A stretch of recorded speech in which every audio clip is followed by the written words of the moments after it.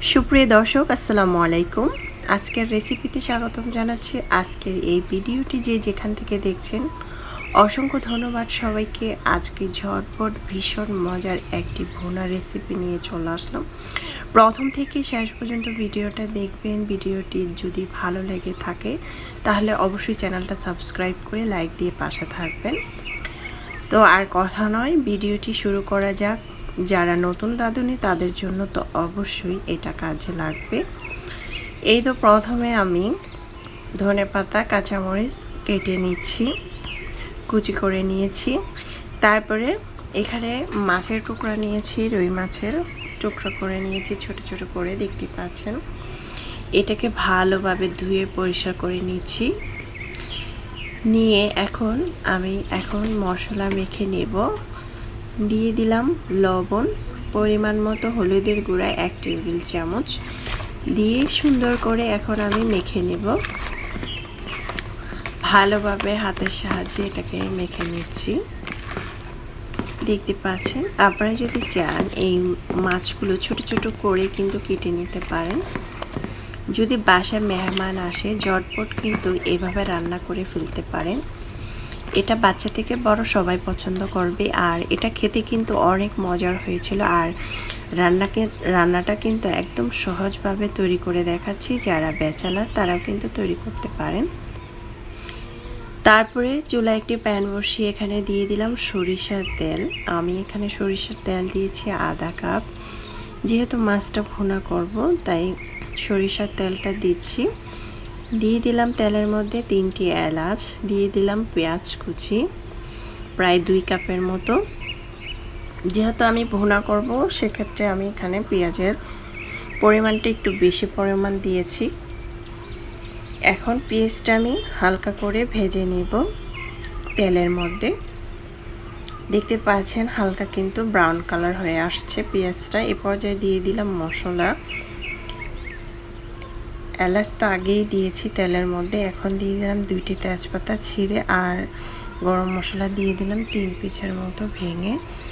আদা আর রসুন দিয়ে দিলাম 1 টেবিল চামচ। এখন আবারও নেড়ে চেড়ে মিক্স করে নিচ্ছি আদা রসুনের গন্ধটা যাতে না আসে। এখন দিয়ে দিচ্ছি মশলা। আমি আগে থেকে মশলা ভিজিয়ে রেখেছিলাম। মশলাটা আমি এখানে দিয়েছি 1 টেবিল চামচ হলুদের গুঁড়া, 1.5 টেবিল চামচ মরিচের গুঁড়া, ধনিয়ার গুঁড়া 1 টেবিল চামচ, জিরার গুঁড়া 1 টেবিল চামচ, আর দিয়ে দিব পরিমাণ মতো লবণ।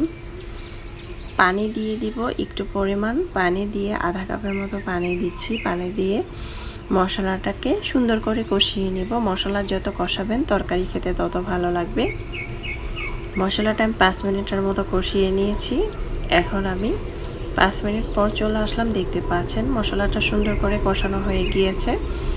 এখন দিয়ে দিচ্ছি কাঁচামরিচ আর দিয়ে দিলাম টমেটো কুচি। 2টি টমেটো আমি কুচি করে নিয়েছি, আর কাঁচামরিচ আস্ত দিয়েছি। যেহেতু বাচ্চারা খাবে সেক্ষেত্রে কিন্তু ঝালের পরিমাণটা বেশি হতে পারে, আর বড়রা খেলে কিন্তু ভেঙে খেতে পারবে, তাই আস্ত দিয়েছি। এখন আমি এটাকেও ঢাকনা দিয়ে ঢেকে কিছুক্ষণ কষিয়ে নেব। এই তো দেখতে পাচ্ছেন একদম কষানোটা পোড়া পোড়া হয়ে গিয়েছে। এ পর্যায়ে আমি আবারও নেড়ে চেড়ে দিচ্ছি। এখন আমি এর মধ্যে দিয়ে দেব যে মাছটা মেখে রেখেছিলাম হলুদ লবণ দিয়ে, সেটা দিয়ে দিচ্ছি সবগুলো এক এক করে। ভাজা মাছ তো আমরা সবসময় মাছ ভেজে খেয়ে থাকি। এভাবে কিন্তু আমরা মাছটা না ভেজে কিন্তু এভাবে রান্না করতে পারি। সহজ রেসিপিতে ভীষণ মজার হয়েছিল। ঢাকনা দিয়ে ঢেকে রেখেছিলাম প্রায় 3 থেকে 4 মিনিটের মতো। দেখতে পাচ্ছেন একদম ঝোলটা শুকনো শুকনো হয়ে গিয়েছে। আমি মাছটাকে একটু কষিয়ে নিলাম। এটা কিন্তু ভেঙেও যাবে না, এমনভাবে নেড়ে চেড়ে দিচ্ছি। এখন দিয়ে দিব এখানে পানি। আমি এখানে পানি দিয়ে দিচ্ছি ফুটন্ত গরম পানি। আপনারা চাইলে ঠান্ডা পানিও দিতে পারেন, কিন্তু তরকারির মধ্যে সবসময় গরম পানিটা দিলেই কিন্তু রান্না পারফেক্ট হয় আর খেতেও ভালো লাগে, আবার সিদ্ধও ভালো হয়। আর আমি এখানে 1.5 কাপ পানি দিয়েছি।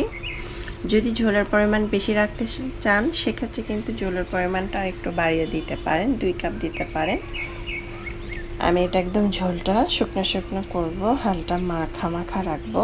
এখন নেড়ে চেড়ে দিলাম, নেড়ে চেড়ে দিয়ে এখন ঢাকনা দিয়ে ঢেকে চুলার আঁচ বাড়িয়ে রেখেছিলাম প্রায় 2 মিনিটের মতো। 2 মিনিট পর চলে আসলাম। এই পর্যায়ে চুলার আঁচটা কমিয়ে দিয়েছি। এখন একটু নেড়ে চেড়ে দিব। এখন কিন্তু ঝোলটা পারফেক্ট হয়েছে। ঝোলটা কিন্তু আমি যদি চুলার আঁচটা বন্ধ করে দেই তাহলে ঝোলটা কিন্তু আরও শুকিয়ে যাবে। এখন দিয়ে দিব ধনেপাতা কুচি। ধনেপাতা কুচি আমি প্রায় আধা কাপের থেকেও বেশি পরিমাণ নিয়েছিলাম। এখন দিয়ে দিব কাঁচামরিচ কুচি। একটু ভুনা তরকারিটা কিন্তু ঝাল ঝাল হলেই কিন্তু খেতে ভালো লাগে। এখন আমি আরও 1 মিনিটের মতো চুলার আঁচ বাড়িয়ে দিয়ে এটা রেখে দিব। আশা করছি আমার আজকের রেসিপিটি আপনাদের ভালো লেগেছে। ভালো লাগলে অবশ্যই চ্যানেলটা সাবস্ক্রাইব করে লাইক দিয়ে পাশে থাকবেন। দর্শক বেশি বেশি ভালো থাকবেন, খাবার কখনো অপচয় করবেন না। আমরা চাইলে এভাবে রান্না করে খেতে পারি। সহজ রেসিপিতে ভীষণ মজার একটি রেসিপি। এটা গরম গরম ভাত দিয়ে খেতে অনেক মজার হয়েছিল। বাসায় মেহমান আসলে এভাবে তৈরি করে ফেলতে পারবেন ঝটপট। আল্লাহ হাফেজ, এনজয়।